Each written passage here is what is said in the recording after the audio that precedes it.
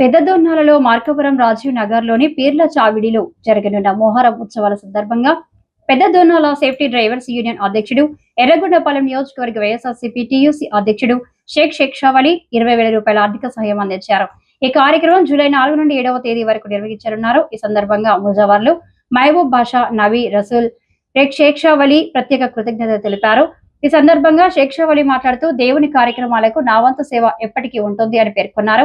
ఈ కార్యక్రమంలో పీర్ల చావిడి నిర్వాహకులు ఖాదర్ బాషా, చలపతి, వాసు, కాసిం సాహెబ్, రసూల్, శివ, ఆటో సాయి, ఫయాజ్ తదితరులు పాల్గొన్నారు.